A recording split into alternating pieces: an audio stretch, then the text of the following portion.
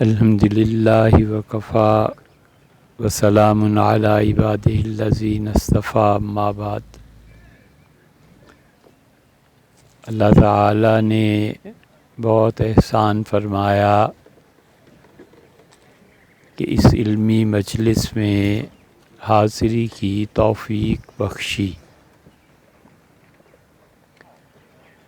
جو بات آپ سے عرض کرنا ہے، 30 منٹ کا وقت مولانا نے ہمیں دیا ہے۔ اگر آپ کا کوئی ضروری کام ہو تو آپ اسے انجام دے لیں، کیونکہ کوئی ایسی بات تو ہے نہیں جو آپ نے پہلے نہ سنی ہو۔ آپ کا علم تازہ ہے، جوان ہے، اور میں بہت سی چیزیں اول تو پڑھا بھی تو بہت مدت گزر گئی۔ جو بھی گفتگو ہے اس کے 3 حصے ہیں۔ پہلا حصہ اس کا اس علمی خانوادے پر مشتمل ہے،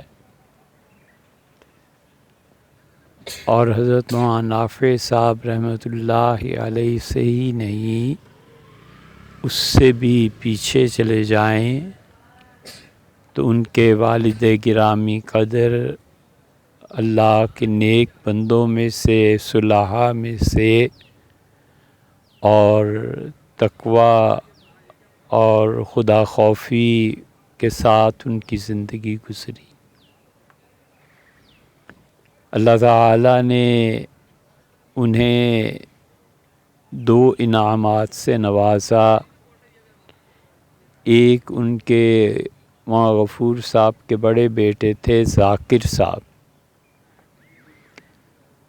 حضرت نافع رحمۃ اللہ علیہ سے بڑے تھے، اور وہ دارالعلوم دیوبند پڑھنے گئے، اور دارالعلوم میں اس وقت سید انور شاہ صاحب کشمیری رحمۃ اللہ علیہ پڑھاتے تھے۔ حضرت انور شاہ صاحب کشمیری رحمۃ اللہ علیہ کے جتنے بھی شاگرد تھے، وہ سب کے سب تقریباً جنہوں نے تخصص حضرت رحمۃ اللہ علیہ سے حاصل کیا، اللہ نے انہیں بہت نوازا۔ آپ جامعہ اشرفیہ دیکھ لیں لاہور میں، مولانا محمد علی صاحب کو سیالکوٹ میں، اور حضرت بنوری کو کراچی میں، اور دارالعلوم کراچی مفتی محمد شفیع صاحب رحمہم اللہ، یہ سارے کے سارے حضرت ہی کے شاگرد تھے۔ مولانا منظور نعمانی صاحب اور حضرت مولانا ابوالحسن علی ندوی رحمۃ اللہ علیہ کے بڑے بھائی، یہ سب حضرت انور شاہ صاحب رحمۃ اللہ علیہ کے شاگرد تھے۔ اور حضرت فرماتے تھے کہ اس وقت دنیا میں ایسے لوگ بھی موجود ہیں جنہیں اللہ نے 70 علوم سے نوازا ہے۔ تو حضرت مدنی رحمۃ اللہ علیہ فرماتے تھے کہ وہ عاجزی کی وجہ سے اپنی طرف منسوب نہیں کرتے تھے، لیکن حقیقت میں وہ خود اس جملے کا مصداق تھے۔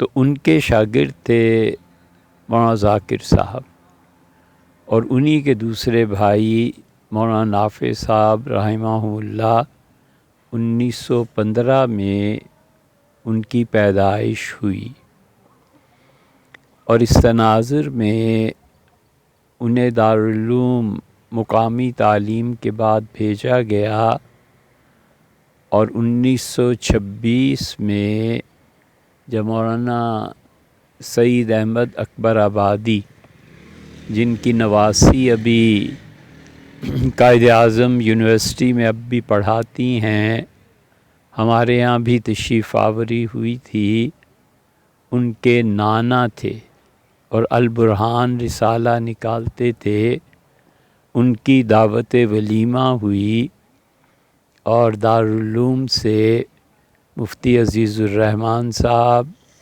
حضرت انور شاہ صاحب، حضرت مولانا شبیر احمد صاحب عثمانی اور بڑے بڑے حضرت بن نوری، یہ سب اس ولیمے میں گئے اور 1926 میں ان حضرات نے ڈابھیل میں جا کر دارالعلوم قائم کیا رحمہم اللہ۔ اور اس کے بعد پھر حضرت مدنی رحمۃ اللہ علیہ کا دور آیا۔ حضرت اس سے پہلے مدرسہ عالیہ کلکتہ میں پڑھاتے تھے، اور شیخ الہند رحمۃ اللہ علیہ نے وفات سے پہلے حضرت کو وہاں بھیجا تھا۔ تو حضرت رحمۃ اللہ علیہ پھر حدیث شریف یہاں آ کر تعلیم و تدریس میں مصروف رہے، آخری اپنی زندگی کے شہور تک۔ وفات سے پہلے مراد آباد سے مولانا فخر الدین صاحب رحمۃ اللہ علیہ کو یاد فرمایا تھا، اور پھر انہوں نے آخری 3 ماہ بخاری شریف پڑھائی۔ تو حضرت نے مولانا نافع صاحب رحمۃ اللہ علیہ نے حضرت مدنی رحمۃ اللہ علیہ سے حدیث پڑھی نہیں؟ وہ کہتے تھے کہ میں اس وقت وہ جیل میں تھا۔ حضرت مدنی سے کس سے پڑھی؟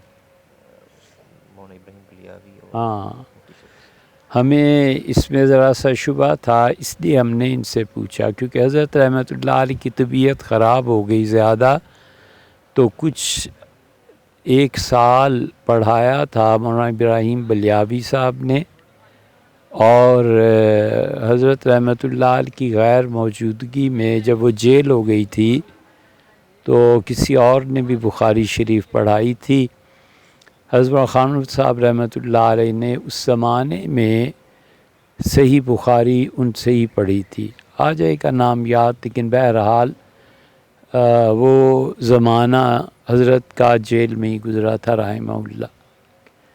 پھر مولانا نافع صاحب واپسی ہوئی، علمی مراجعت تھی، اور یہاں پہ جنگ میں محمدی شریف میں انہوں نے تدریس شروع کی۔ لمبا قصہ ہے، الدعوہ رسالہ بھی وہاں سے نکلا، الفاروق بھی، اور اس کا جو پورا ریکارڈ ہے وہ بعض جگہوں کا دعویٰ ہے کہ ان کے پاس محفوظ ہے۔ ایک بزرگ فاروق کا ریکارڈ چکرالا یا کیا نا، اشنالا چکیرا بھی، چکیرا والوں کا دعویٰ ہے کہ وہ ریکارڈ ان کے پاس محفوظ ہے۔ ہم حاضر ہوئے تھے 2-3 مرتبہ، لیکن دیکھنے کی نوبت بعض وجوہ سے نہیں آئی کہ اس وقت میں وہ لوگ وہاں پر تشریف فرما نہیں تھے۔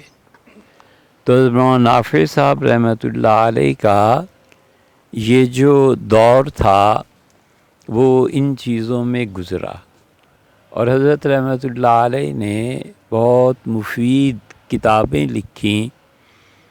حضرت رسالت مآب صلی اللہ علیہ وسلم کی بنات اربع پر کتاب لکھی، اور اسی طرح رحماء بینہم تو آپ جانتے ہی ہیں، جس کتاب کا یہ ترجمہ بھی ہے۔ اور انہوں نے مختلف فقہی مسائل پر بھی اپنی آراء دی۔ ان کی کتاب مشاجرات صحابہ کرام رضی اللہ عنہم پہ ہم نے بہت شوق سے پڑھی، اور یہ پڑھنا چاہا کہ حضرت رحمۃ اللہ علیہ اہل السنہ کے موقف سے تو نہیں ہٹے۔ تو ٹھیک جو اہل السنہ کا موقف تھا وہ انہوں نے اس کو قائم رکھا، کیونکہ افراط و تفریط کے زمانے میں اہل السنہ کے موقف پر قائم رہنا آج کل بہت دشوار ہے، مگر انہوں نے اس نہج کو قائم رکھا۔ اور شاید آپ حضرت نافع رحمۃ اللہ علیہ کا کمال جانتے ہوں کہ نہیں، کہ انہوں نے حضرت معاویہ رضی اللہ عنہ پہ کتاب لکھی، پھر حضرت معاویہ رضی اللہ عنہ کے والد حضرت ابو سفیان پہ بھی کتاب لکھی۔ دوسری طرف سیدنا علی امیر المومنین رضی اللہ عنہ پہ بھی کتاب لکھی، اور ان کے بیٹوں حسنین کریمین پر بھی کتاب لکھی۔ تو دونوں طرف ان کا رجحان رہا۔ تو یہ تو گفتگو کا ایک حصہ تھا۔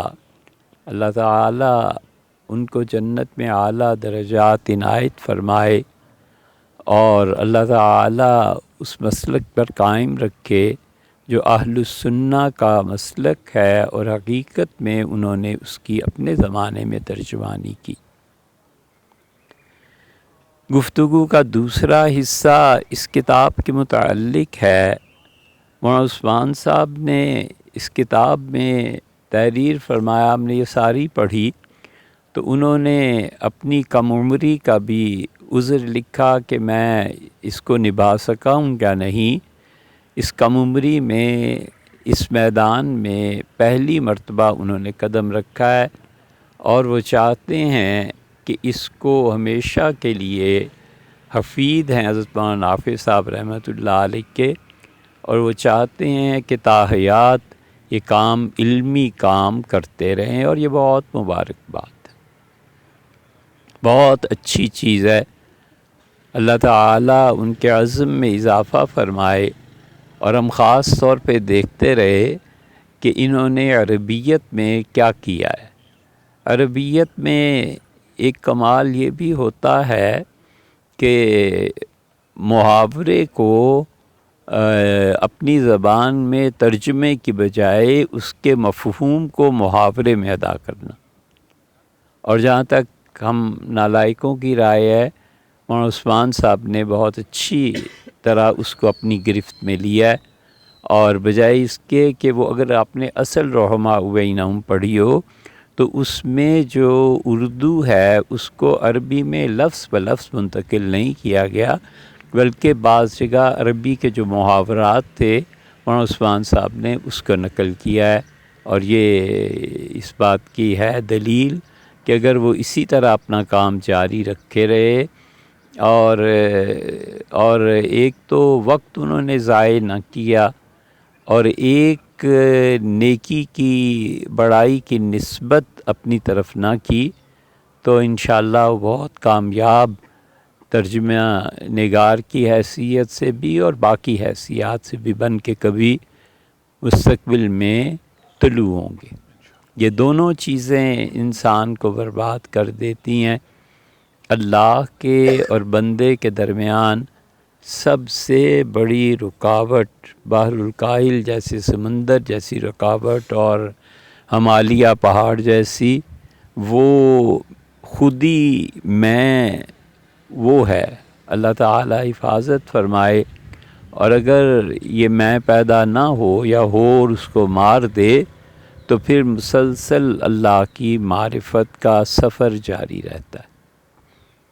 اور وقت ضائع کرنے کی تو آپ جانتے ہی ہیں، آپ سے اس پہ ایک حرف بھی نہیں بولنا، آپ سب بچے جانتے ہیں، اور آپ اچھے دور میں ہیں کہ بہت سہولتیں مہیا ہو گئی۔ ہم ایک علمی سفر پہ نکلے تھے اور حضرت کی خدمت میں حاضری ہوئی تھی، اور کل بہت سوچنے کے بعد یاد آیا، وجہ اس کی ہے کہ اب کافی عرصہ ہو گیا، تو حضرت رحمۃ اللہ علیہ سے حدیث شریف کی سند بھی لی تھی، اور ان کی سند ایک طرح سے حضرت مولانا خلیل احمد صاحب سہارنپوری رحمۃ اللہ علیہ اور حضرت مولانا عبد الشکور صاحب لکھنوی رحمۃ اللہ علیہ سے جا ملتی ہے، وہ بھی حاصل کی تھی۔ اصل میں تو ہماری سند حضرت مولانا عبدالحمید صاحب گجرانوالا، مولانا سرفراز خان صاحب صفدر جو تھے ان کے بھائی رحمہم اللہ، ان سے حاصل ہوئی تھی کہ لاہور ہمیں جانا ہوتا تھا تو گجرانوالا رکتے تھے، اور حضرت رحمۃ اللہ علیہ سے حضرت شاہ ولی اللہ صاحب رحمۃ اللہ علیہ محدث دہلوی اور شاہ رفیع الدین صاحب رحمۃ اللہ علیہ کے فلسفے کی چیزیں پڑھی تھی۔ شاہ رفیع الدین صاحب رحمۃ اللہ علیہ نے بولی سینا کا رد لکھا ہے ایک قصیدے میں۔ اس لیے بچوں، آپ کے کرنے کے کاموں میں سے یہ کام ہے کہ آپ اس میدان کو سر کریں. اور آپ نے حضرت شاہ رفیع الدین صاحب محدث دہلوی رحمۃ اللہ علیہ کے رسائل پڑھے نہیں ہوں گے، امید یہی کرتے ہیں ہم. اور وہ رسائل فلسفے پہ اس پہ جو مشتمل ہیں، ہم نے اپنے حضرت مولانا ابوالحسن علی ندوی رحمۃ اللہ سے پوچھا، اور اس عمر میں جب ان میں بڑا اعتدال گفتگو ہر چیز میں، تو ہم نے کہا کہ جو ابو علی سینا کے رد میں شاہ رفیع الدین رحمۃ اللہ علیہ نے رسالہ لکھا ہے، حضرت اس کی عربیت کیسی ہے؟ یعنی ایک تو زبان ہے نا، ایک علمی مسائل ہیں. تو فرمایا شاہ رفیع الدین صاحب رحمۃ اللہ علیہ کی عربیت ابو علی سینا سے زیادہ. تو شاہ رفیع الدین صاحب رحمۃ اللہ علیہ کے رسائل کو شاید آپ نے پڑھا نہیں. اگر آپ پڑھیں تو وہ کام کرنے کا. اقلیدس پہ معلوم نہیں آپ نے پڑھا ہے یا نہیں. اقلیدس کی جو علم ہندسہ ہے، یہ آپ کی فیصل مسجد جو ہے اس کی چھٹی شکل پہ غالباً بنائی گئی ہے. 13 شکلیں ہیں اس کی، اور بہت علم ہندسہ اور جیومیٹری کی بہت زیادہ دقیق کتابوں میں سے ہے. اقلیدس حضرت مسیح علیہ الصلوۃ والسلام سے بھی 300 برس پہلے پیدا ہوا تھا. تو یہ چلیے بات کہیں اور کسی اور طرف چل پڑی، لیکن یہ چیزیں ایسی ہیں جو حضرت پڑھاتے تھے مولانا عبدالحمید صاحب رحمۃ اللہ علیہ. اللہ نے بہت پختہ اور ٹھوس علم انہیں دیا تھا. اس لیے اب اسی گفتگو میں تیسری بات پر بھی آ جاتے ہیں، 8 منٹ باقی رہ گئے، کہ وہ تو دنیا سے چلے گئے، اور جو حسنات ان کی تھیں اللہ تعالیٰ قبول فرمائے اور لغزشوں سے درگزر فرمائے کہ بشریت سے ہو جاتی ہے کوئی چیز. لیکن ان کے بعد عثمان صاحب سمیت آپ جتنے بھی سننے والے ہیں، آپ کو بھی کچھ کرنا چاہیے. یہ اس گفتگو کا تیسرا حصہ ہے کہ آپ کو کیا کرنا چاہیے. جن کاموں کی میں شدید کمی محسوس ہوتی ہے اور جو کرنے کے کام ہیں، ایک دفعہ پھر حضرت مولانا نافع صاحب رحمۃ اللہ علیہ کی پیروی کرتے ہوئے صحابہ رضی اللہ عنہم پہ جو متعین ہیں ان کا جواب ہونا چاہیے.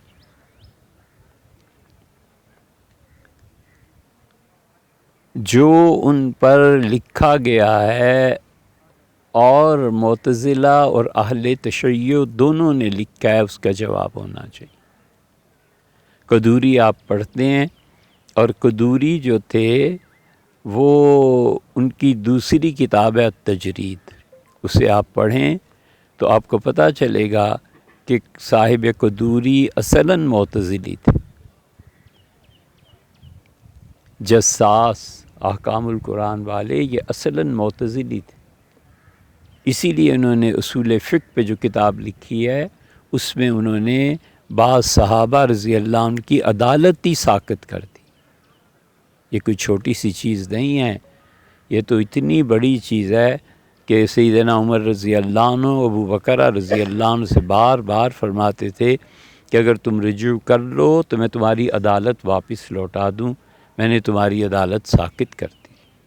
وہ جو حضرت مغیرہ رضی اللہ عنہ کا قصہ پیش آیا تھا، اگر آپ نے پڑھا ہو تو یہ جساس 9 مقامات پر، یہ احکام القرآن 3 جلدوں میں آپ پڑھیے، وہ یزید کو ملعون قرار دیتے ہیں، امر بالمعروف اور نہی عن المنکر کو واجب اور فرض قرار دیتے ہیں.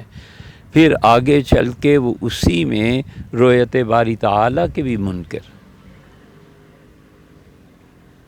آپ کو عقیدے کا معلوم نہیں، رؤیت باری تعالیٰ کا منکر ہونا یہ کتنی بڑی چیز ہے. جادو کو انکار کرتے ہیں، جیسے معتزلہ اور اہل تشیع کا مسلک ہے، وہ اس طرح جساس انکار کرتے ہیں. تو اس میں صحابہ کرام رضی اللہ عنہم کی عدالت ساقط کرنے کی جو چیزیں ہیں اس کا جواب ہونا چاہیے. قدوری نے التجرید میں جو لکھا ہے اس کا جواب ہونا چاہیے. اور خود امام ذہبی ہیں، ابن حجر ہیں، ان حضرات کے ہاں بھی بعض چیزیں بہت خطرناک ہیں۔ فتح الباری کی 9ویں جلد میں انہوں نے جہاں حضور اقدس صلی اللہ علیہ وسلم کی زبان میں شیطان کا ان کی آواز میں بات کرنا اور یہ کہنا کہ اللہ تو العزیٰ تلک الغرانیق العلا وَإِنَّ شفاعتهن لترتجا، یہ راضی اور سب نے ان روایات کو گمراہ کن اور باطل قرار دیا ہے، لیکن حافظ ابن حجر رحمۃ اللہ علیہ نے اس روایت کا تھوڑا سا دفاع کیا ہے کہ بہرحال یہ روایت ملتی ہے والعیاذ باللہ، اس پہ کوئی چیزیں تحریر میں زیادہ موجود نہیں ہیں صحیح، لیکن آپ کا کیا کام ہے اردو کی کتابیں پڑھنے سے، آپ کا کیا کام ہے اردو کی کتابیں دیکھنے سے؟ ابھی تو اردو کا دامن بہت بہت زیادہ خالی ہے۔ اسی طرح اگر آپ دیکھیں تو یہ ڈاکٹر اسرار صاحب نے ایک مرتبہ فرمایا تھا کہ سیدنا علی رضی اللہ عنہ نے شراب پی اور نماز پڑھائی، قل یا ایھا الکافرون میں لا کے بغیر تلاوت کی، تو ہم نے ان کی خدمت میں عرض کیا کہ اس روایت پہ ائمہ نے بحث کی ہے، اور یہ جو پہلا راوی ہے اس کا یہ خارجی تھا، اور سیدنا علی رضی اللہ عنہ کے ساتھ ایسے نہیں ہوا، نماز کسی اور نے پڑھائی تھی۔ تو حیران ہوئے، ہم نے انہیں حوالہ بھی دیا کہ یہ حضرت مولانا سید سلیمان ندوی رحمۃ اللہ علیہ نے سیدنا علی رضی اللہ عنہ کے متعلق جہاں لکھا ہے، انہوں نے لکھا ہے کہ یہ روایت مستدرک میں اور اس طرح اس کا راوی ذہبی کی دیکھیں سیر اعلام النبلا، ذہبی رحمۃ اللہ علیہ نے شدید نکیر فرمائی ہے اس پہ کہ آپ جانتے ہی ہیں کہ حضرت حذیفہ رضی اللہ عنہ کو حضور صلی اللہ علیہ وسلم نے منافقین کے نام بتلائے تھے، اور روایت یہ نقل کی ہے کہ سیدنا عبداللہ ابن مسعود اور ابو موسیٰ اشعری رضی اللہ عنہما دونوں جا رہے تھے، روایت پڑھ لینا، اس میں آتا ہے کہ حضرت حذیفہ رضی اللہ عنہ نے کہا ان دو میں سے ایک آدمی منافق، اور پھر انہوں نے کہا کہ سب سے زیادہ قریب حضور اقدس صلی اللہ علیہ وسلم کے اٹھنے بیٹھنے میں اور خوشبو اور ان چیزوں میں جو آدمی تھا وہ عبداللہ ابن مسعود ہے رضی اللہ عنہ کی تعریف کی۔ تو اگر ابن مسعود رضی اللہ عنہ ہے تو واقعی ابو موسیٰ اشعری رضی اللہ عنہ ہی تو رہ جاتے ہیں، والعیاذ باللہ، کیا وہ منافق تھے؟ اب یہ کل کو معتزلہ اہل تشیع آپ کے سامنے آ کے مسئلہ رکھتے ہیں، تو آپ کو پتہ ہونا چاہیے کہ صحابہ رضی اللہ عنہ پہ جو طعن ہے اس کا جواب کیا ہے، آپ نے سوچا ہے، پڑھا ہے؟ اس لیے خالی نعرے لگانے سے ان چیزوں سے کچھ نہیں ہوتا۔ ذہبی رحمۃ اللہ نے لکھا ہے کہ آمش میں شیعت پائی جاتی تھی تھوڑی سی، جو وہاں خارجیت جو یہاں شیعت، تو آمش کیا شیعت میں تھے، پھر ان کے شاگرد کون تھے، پھر ان میں شیعت ثابت کہاں سے ہوتی ہے، یہ سب ذہبی رحمۃ اللہ علیہ کے ہاں آپ کو تحریرات مل جائیں گی۔ یہ 2-3 مثالیں اس لیے 3 مثالیں آپ کے سامنے رکھی کہ بچوں یہ بہت پتہ ماری کا اور بہت بہت زیادہ محنت کا کام اگر آپ کریں تو یہ اس امت پر احسان ہے۔ وجہ اس کی یہ ہے کہ حالات بدل گئے بابا، ایک کتاب کے لیے ہم پشاور اور کہاں کہاں کا سفر کرتے تھے، ایک کتاب لینے کے لیے گاڑی چلا کے ہم پنڈی اسلام آباد سے سکھر گئے کہ وہاں یہ کتاب ملتی۔ اب کتاب کا کیا مسئلہ ہے، اب تو مشینیں لگی ہوئی ہیں اور 1 گھنٹے میں کتاب چھپ کے سامنے آدھے گھنٹے میں آ جاتی ہے۔ ہم حیران ہوتے ہیں کہ الحمدللہ اللہ نے کیسا فضل فرمایا ہے۔ تو اس لیے مناسب الفاظ میں کہتے ہیں کہ اگر آپ کو تحقیق کی مرحلہ آ جائے، آپ ہمارے ہاں تشریف لائیں، چشم ما روشن دل ما شاد، آپ وہاں آئیں، کتابیں دیکھیں، اور متعین جو ہے اب فرق یہ پڑ گیا ہے کہ وہ چیزیں جو پہلے کتابوں میں تھیں اب برسر عام ہیں۔ ہر روز کوئی نہ کوئی اہل تشیع میں سے اہل السنہ کا رد کرتا ہے، صحابہ رضی اللہ عنہ کے لیے مستقل ام حبیبہ رضی اللہ عنہ پر آج کل تان چل رہا ہے. معلوم نہیں آپ نے دیکھا ہے کہ نہیں کہ جب انہوں نے بھنا ہوا گوشت حضرت عائشہ رضی اللہ تعالی عنہ کے یہاں بھیجا وغیرہ وغیرہ، یہ سب چیزیں ایسی ہی اب چل رہی ہیں. اب اس کا کون جواب دے؟ آپ میں سے کوئی آدمی اس کو اپنا لے عمر بھر کے لیے. بس ایک کام کرو، زیادہ کاموں میں جو الجھ جاتے ہیں وہ کوئی بھی کام مکمل نہیں ہو پاتا. ایک آدھ کام لے لیجئے. اور یہ پھر اس کے بعد صحابہ کرام رضی اللہ تعالیٰ عنہ پہ جو غامدی صاحب کی طرف سے جرا آتی ہے وہ بھی سوچنے کے قابل ہے. یہ جتنے بھی ہیں نا، یہ نہیں ہے کہ یہ کچھ پڑھتے لکھتے نہیں، بہت سے ان میں ایسے ہیں جو پڑھے لکھے. وَلَا يَجْرِمَنَّكُمْ شَنَآنُ قَوْمٍ عَلَىٰ أَلَّا تَعْدِلُوا، وہ پڑھے لکھے بھی ہیں بہت سے لوگ، اور وہ ہماری ہی کتابوں کا حوالہ دیتے ہیں، اور اس سے پھر گمراہی آگے چلتی ہے. آپ کو چاہیے کہ اہل السنہ کا دفاع کریں، اہل السنہ کی جو روش ہے اس کو قائم رکھیں. اور صحابہ کرام رضی اللہ عنہ پہ عبداللہ ابن مسعود رضی اللہ عنہ نے کہا، مشکات میں آپ نے پڑھا ہوگا یقیناً، کہ بِمَن مات فَإِنَّ الْحَيِّ لَا تُؤْمَنُ عَلَيْهِ الْفِتْنَةُ، وہ بہت بڑی منقبت، اختارہم اللہ لصحبت نبیہ، حضور صلی اللہ علیہ وسلم ہی چنے ہوئے نہیں تھے، اللہ نے جو ان کے جانشین، ان کے رفقات تھے وہ بھی چنے ہوئے لوگ تھے. سیدنا عمر رضی اللہ عنہ نے ایک دن کہا، شام میں اس وقت 40 صحابہ رضی اللہ عنہ ایسے ہیں، میں کسی ایک کو بھی خلافت اپنے بعد دے دوں، امت پوری کے لیے کافی.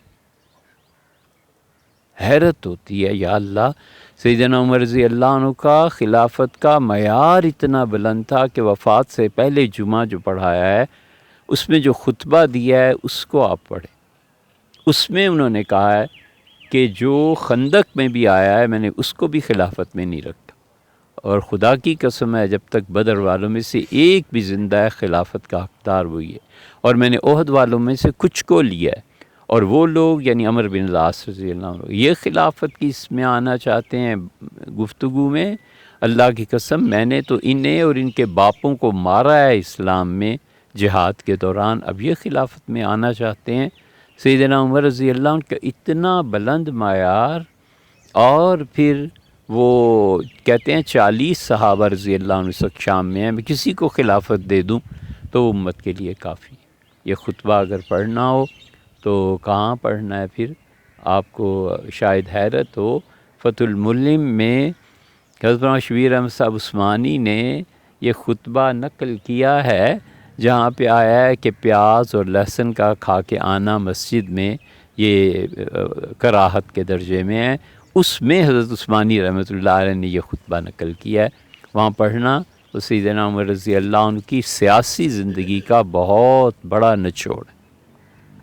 تو اس لیے بچوں یہ چیزیں چھوڑ دینی چاہیے. اپنا نام اس کی طلب نہیں رکھنی چاہیے، تحقیقی کام کرنا چاہیے، علمی کام کرنا چاہیے. یہ نعرے اور یہ اور بہت ہیں، تھوڑے ہیں امت میں، بہت ہیں. تو آپ سے یہ درخواست ہے کہ پتہ ماری کی محنت کرو، اور علم میں اعتدال نہیں ہوتا، یہ اعتدال کی باتیں ایسے ہی ہوتی ہیں.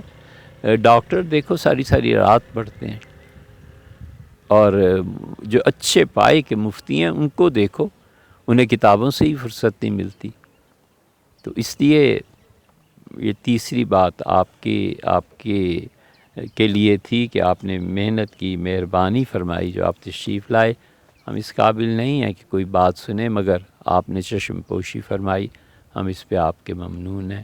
اللہ تعالی ہم سب کو اہل سنہ کے عقیدے پر قائم